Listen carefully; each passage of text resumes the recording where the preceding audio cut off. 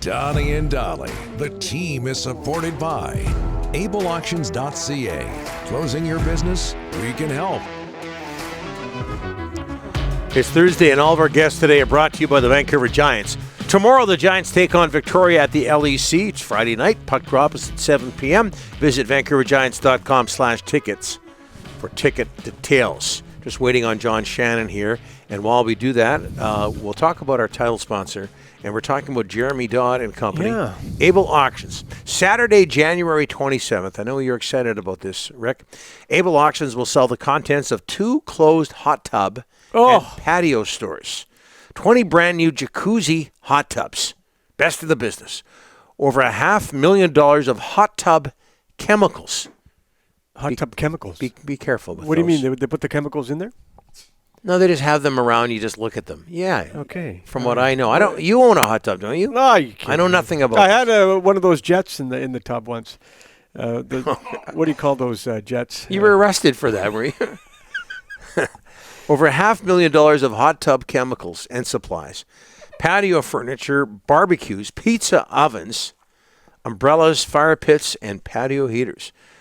Able even has 5 video walls that were purchased only 6 months ago. Everything in these 2 hot tub and patio furniture stores will be sold to the highest bidder. For information on this exciting event, go to ableauctions.ca, A-B-L-E auctions.ca. And with that, it is a Thursday. We bring in NHL Analyst, co-host of the Bob McCown podcast, John Shannon. John, thanks for doing this, sir. How are you?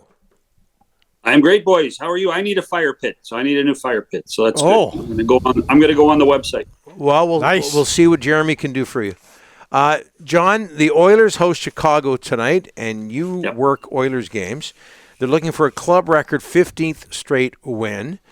How much of this has to do, I don't think he gets talked about a lot, but how much of this has to do with Kris Knoblauch? Well, I think there's lots to be said that Kris Knoblauch deserves credit and his coaching staff with the change in this. We used to talk a lot about what Pat Quinn and how Pat managed a bench. Pat was kind of like a CEO. I kind of get the sense that Kris Knoblauch is the same. He doesn't delve into certain situations. Mark Stewart runs the penalty kill. Glenn Gulletson runs the power play. Paul Coffey deserves some credit too as a coach. But they seem to work like an executive unit, like a front office, and everybody has their attributes, and they seem to work pretty well together. And the other thing, guys, and I say this respectfully of Kris, I think we're still trying to find the pulse. Because he's so low-key and so a matter of fact. I think the players appreciate that, and there's absolutely not 1 ounce of panic when the team doesn't play well, and you can see that. How do you react, John, when people say this 14-game win streak for the Oilers, but only 3 of the teams, I believe it's 3, Rick, 3 of the teams are currently in the playoffs. How do you react to that when people say it? I think there's some truth to it. But, the Toronto Maple Leafs have lost to bad teams. The Winnipeg Jets lost to the San Jose Sharks. The 31 other teams in the National Hockey League, they're the best of the best. And some of them work their tails off and some don't, and some aren't playoff teams, but you still have to win the games. We lose John. The Columbus Blue Jackets, for 2 periods, they were, the Columbus Blue Jackets were the best, certainly the best team on the ice for 2 periods until the Oilers reacted. So you're right. And it's funny, the only team that really the Oilers haven't been able to catch are the Canucks. Because the Canucks record is almost as good. What is it, 9-0-1 in their last 10? So... Yes, they're actually 8-0-2. 8-0-2 in their last 10. Okay. John, speaking of the Canucks trade deadline, I'm going to ask you every week right up till the trade deadline. What's Jimmy going to do? Well, I still think that they're going to look for another centerman. And I think that this is a team that is always going to look for depth on defense. And I think that if you look at history with what he has done at deadlines and what he and Patrick were involved in Pittsburgh at the deadline, is they think they're going on a long run. They think this is a big year. And so they better bulk up as well as they can with their cap situation to give themselves a best chance of a long ride into the playoffs. I mean, it's so much, Rick, for a really good team like the Canucks are. This is about endurance now. How do you stay healthy? When you aren't healthy, who fills in the gap? And that's what these guys have to prepare for. John, I'm going to the Delaney's OK Tire and Langley inbox for the next question, and it's from Scott in Black Creek. Asked John why Leafs broadcasters called Canucks home game and didn't, and it was a national game, and maybe Shorty should call a game in Toronto, John. What's up with, explain that to us from a hockey perspective, TV perspective. Well, it's a change in philosophy that occurred probably in the early 90s when management at Hockey Night said we don't have regional-based broadcasters. When the three of us were kids, Jim Robson did Canuck games at home no matter who was there. Bill Hewitt did Toronto, and Danny did Montreal.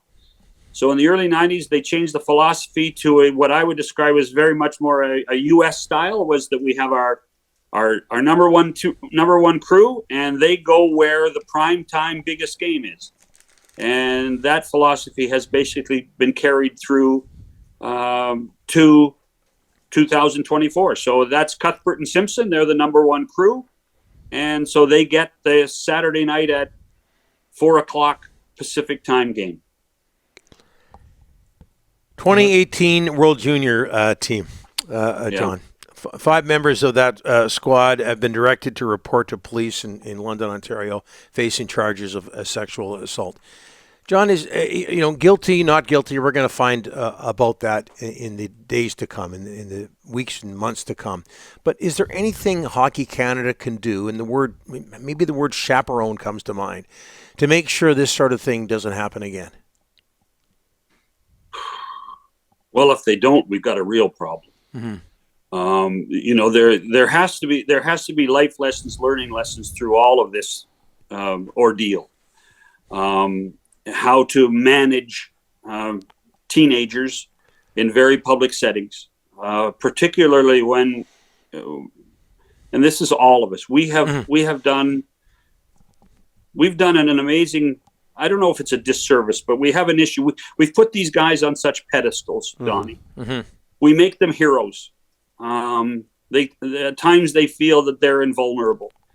We have to find a way, and you're right. I think this is on Kathy Henderson and the people at Hockey Canada now, to make sure that these young guys are grounded. They understand the responsibility and duty they have as a hockey player to represent the country, but more importantly, to be a polite young man and respect other people. And we've seen professional athletes. We've seen athletes over the years. The three of us certainly have that do an excellent job of that, and others that don't. And unfortunately, what we have done for the longest period of time, not just in our country but all over the world, is we have tolerated those that don't. And we have to create a level of tolerance and awareness for everyone to understand that. And God, I hope we learn something from this. Yeah. I really do. I hope we learn something. I hope we're better people for it. I feel for the families. I feel for the victim. The news is coming out this week. We're going to hear from the London City Police on February 5th again. This could be a long ordeal.